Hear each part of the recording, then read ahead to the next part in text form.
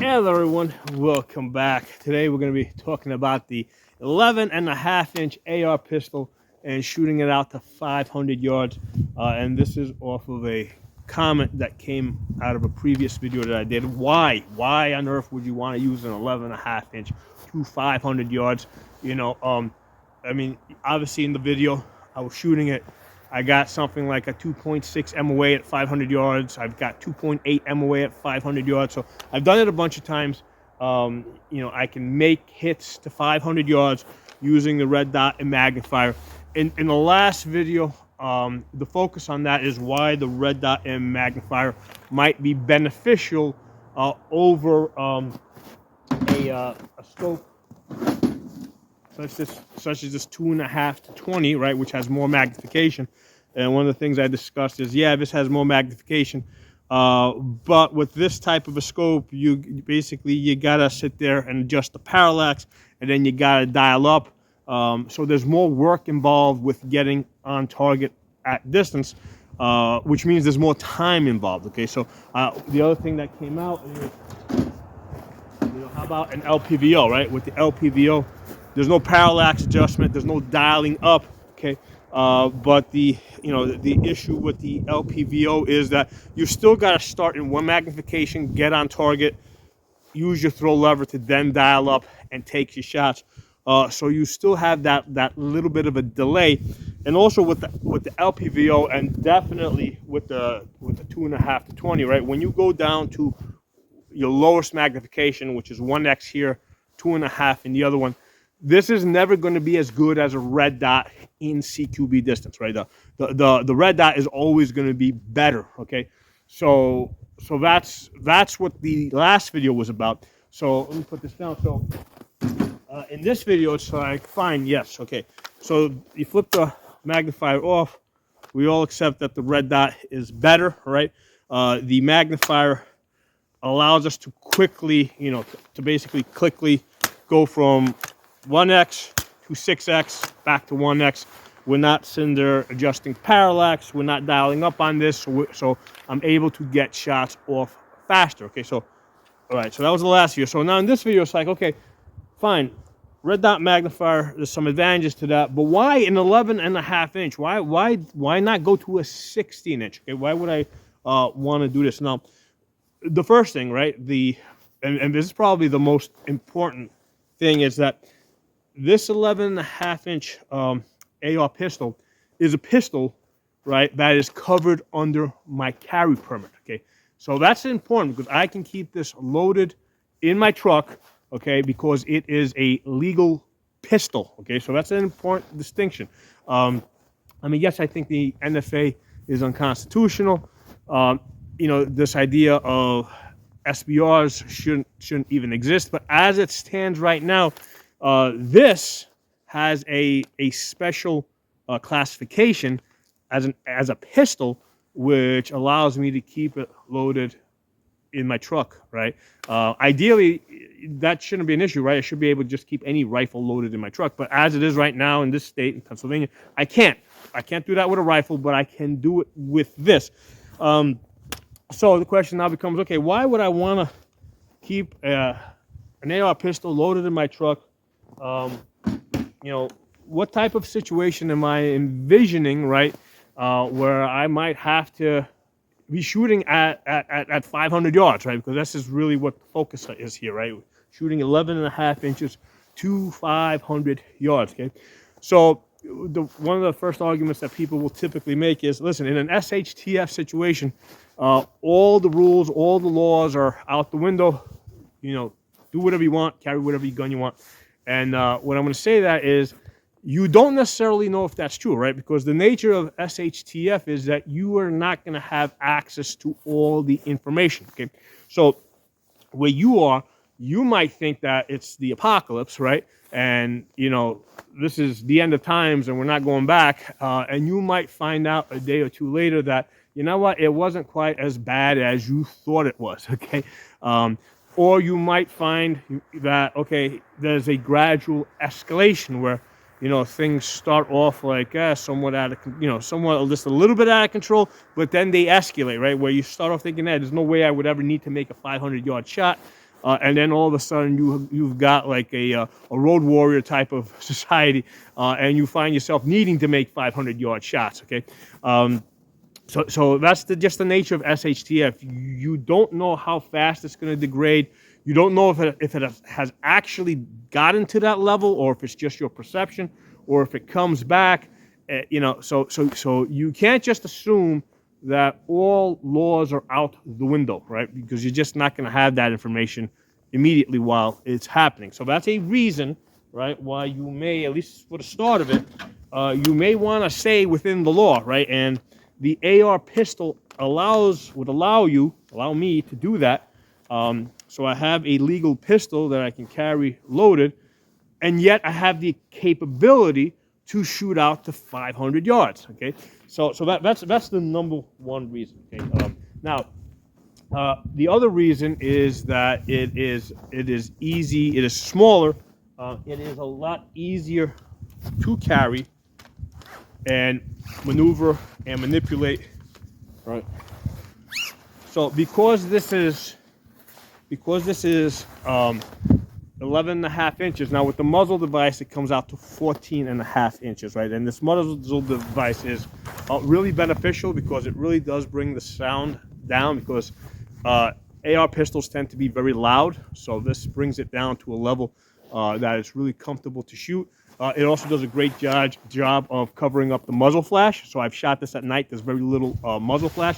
And it also is very good at recoil reduction, right? So it's also functioning as a muzzle brake.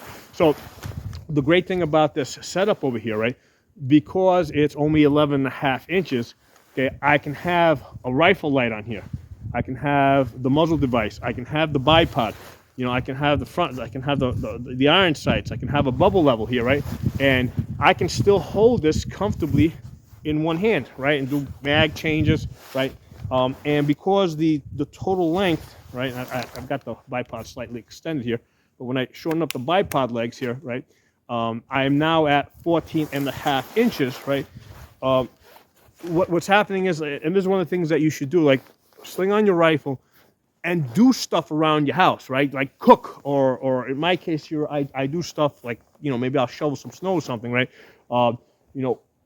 Work around your house and see how comfortable it is to handle the gun, right? Throw this over your back,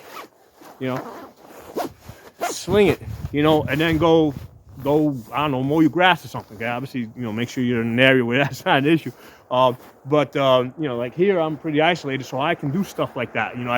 I can work outdoors with the rifle slung over my back, right? And one of the things with this is because it's short, that muzzle is not flying all over the place, right? I can tighten this down as much as I want, right? That muzzle is not all over the place. Okay, I can retrieve it. I can, quickly retrieve it. Here I can just basically turn around, get some shots on target, right? So I can do that while I'm working. I can practice keeping it in front of me, and seeing like, okay, I got like this right here. I got this table here, right? Well, how much of an issue is it? Is this going to hit the table as I'm working, or how much is it going to hit the table? Okay, so one of the things to understand with carrying rifles is, most of the time, forget about the fact that you're not going to be shooting 500 yards. You're not going to be shooting at all most of the time. Okay, most of the time it's like the handgun in your holster, right? I carry a handgun every day in my holster. I'm never actually shooting it. I've never had to pull it out of the holster and use it for self-defense. So most of the time, it's just sitting in my holster, which is the reason why I prefer to carry, a Glock 43, right? With an optic, right? I carry that, even though, let's say, a Glock 19 might be a better gun. The fact is that most of the time I'm not shooting the gun, I'm just carrying it. Okay, so the same deal kind of would apply with this 11 and a half inch. Even in an SHTF type of situation, you're not going to be constantly engaged in combat. Okay, so most of the time you're just going to be carrying the gun. Okay, you'll be able to use it if you need it. Okay, but you're not going to be actually be shooting it. You're going to be doing other things that you need to survive, right? Whether it's gathering firewood, or you're going to be doing other things, right? You're not going to be shooting your gun most of the time. So the gun has to be compact and convenient so that you can do those other things. But then you have the ability that if you need to shoot 500 yards, you can shoot 500 yards. Okay, now why would you want to shoot 500 yards? How effective is it? So here's the thing, inside of 100 yards, we need to stop the threat. And the idea here is that if somebody is wounded inside of 100 yards, they're probably going to conclude that the best chance of survival is to continue to press their attack forward and defeat you, right? Because if they turn around and try to run away, they're going to think that, hey, maybe you just shoot them in the back. Okay, whether that's true or not true is besides the point. The fact is that that they're going to probably think that you have that capability. Okay, however, at 300 yards plus, right, at 300, 400, 500 yards, if you wound somebody, okay, they're going to probably calculate that their best chance of survival is to turn around and get out of it, right?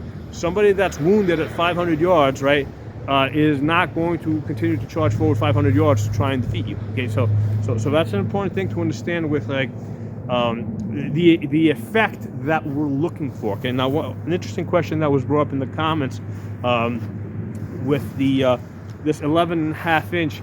At what point does it go subsonic? Okay, so now when I shot the I think the 2.6 and the 2.8 MOA at 500 yards. I was just using Wolf Gold. I was using cheap target ammunition, which is actually slow. At the muzzle, I have chronographed it to about 20. It was actually exactly 2504, 2,504 feet per second. So it's actually pretty slow ammunition. You can get much faster ammunition. So I had chronographed it out of this 11.5 inch barrel. Target ammo 2504. So when I plugged it into the calculator, it basically told me at 500 yards, my velocity is about 1,500 feet per second. Okay, so that's still supersonic. Okay, so that's probably the reason why I was able to get 2.6, 2.8 MOA. In fact, even at 600 yards, the velocity is still above 1,300 feet per second. Okay, so at 600 yards, I can still make good hits. I haven't actually done it with this rifle or this pistol. I haven't actually done it with this AR pistol at 600 yards, but I should be able to make good hits. I believe the calculator said at 650 yards, it seems like it's going transonic. So 650 yards plus, I would probably have difficulty making my hits. Okay, so that's what you can expect to hit. And like I said, this gives me the benefit, right, of having a compact gun, right, that I can carry and do other stuff, and it's not in the way, right, or less in the way. I can load it up with a rifle light, with a bipod, with a muzzle device, with front and rear sights over here, with a pressure pad, with the magnifier in the back, a 6x magnifier. Okay, this reticle is the ACSS, so it has a built-in bullet drop compensator. Hey everyone, I want to show you guys the ACSS reticle here, and I want to share with you guys this idea that everybody that owns a gun has practiced shooting at close distances. Okay, so the majority of gun owners out there, right, know how to shoot guns at CQB range. Okay, but there's a very small percentage of gun owners that have shot at 500 yards. Okay, or even 200 to 500 yards. So if I'm ever gonna have a gunfight, I definitely want to skew the odds in my favor, and I would rather have a gunfight at a distance that I have an advantage. Okay, so given that I have practiced many times shooting to 500 yards, that's where I would prefer to have my gunfight at, 400 to 500 yards. I can load this rifle up, and I weighed this on a scale earlier, right? And this comes in at 9 pounds 4 ounces. Okay, 9 pounds 4 ounces. So basically, you want to be under 10 pounds. Okay, so I'm able to fully load this up. 9 pounds 4 ounces, below 10 pounds. So this is a very manageable gun. And one of the things that I like to do is, for example, I have here a 16-inch AR-10, right? So this one over here comes in at 11 pounds, right? So there's no light on this, right? So when you take this, right, and you start moving around like this, you know, that's when you can start seeing the difference, how this one moves a lot easier than this. So with this one, I wasn't, you know, if I load a rifle light on this, this is going to get even heavier, okay? So yes, there's no question that the 308 AR-10, right, with this 1-10 scope would be better for 500 yards, but do I want to be carrying this if I know I'm not going to be shooting, okay? So over here, okay, so over here we got, this is the AR-47, right, that I was also shooting at 500 yards, okay? So with this one over here, I weighed this one comes in just above 10 pounds. So this is 16 inches, that one is also 16 inches. So again, even though this scope over here, right, this 2.5 to 20 is better, right, it would be better for 500 yards. You know, if I were to put a rifle line on this, this gets heavy. Okay?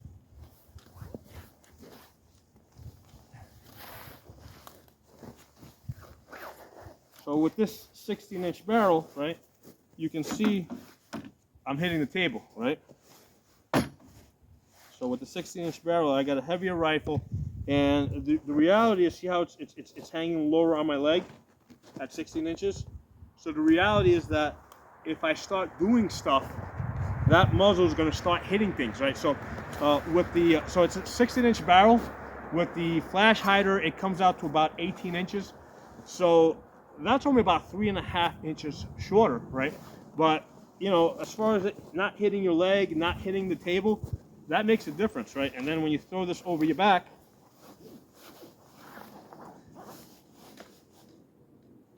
I mean, the 16 inches is fairly manageable, but it still sticks out a little bit, right? It's not quite as compact as the other one. It also sticks up a little bit more over here.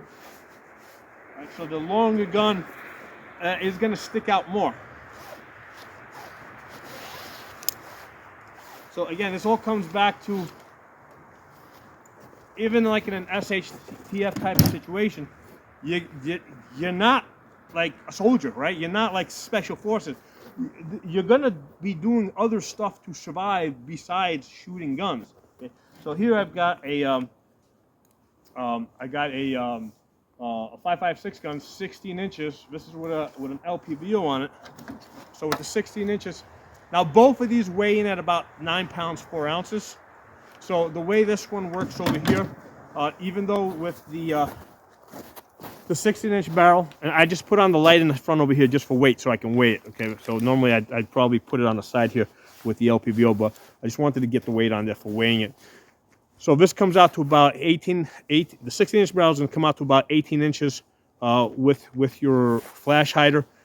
So in the last video I talked about using the LPVO to get hits at 500 yards.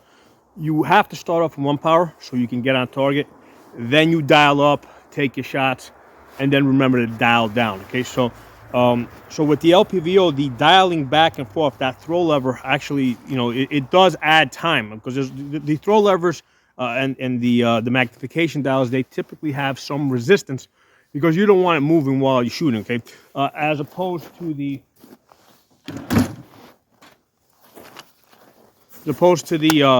magnifier, you know, you're basically going from 1x to 6x back to 1x, okay? So that's a fast, easy flipping back and forth. But when you hold these two side by side, there's not that much of a difference in the weight, right? And the main difference here is the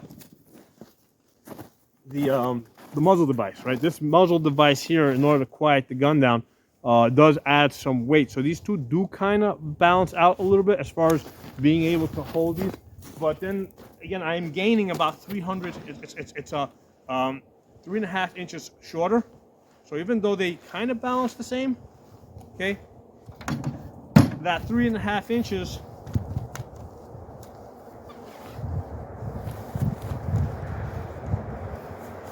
when you sling the gun on, okay, you see how it's not hitting the table, right? So I can have it here.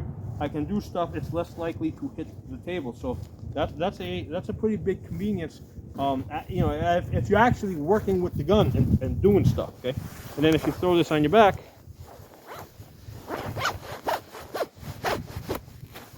this becomes a very compact gun, right? It pretty much stays inside of my body, right? It doesn't really extend past the width of my body, right? So this, you know, you can be running around doing stuff, you know, not shooting stuff, just work stuff, right? That you need to survive.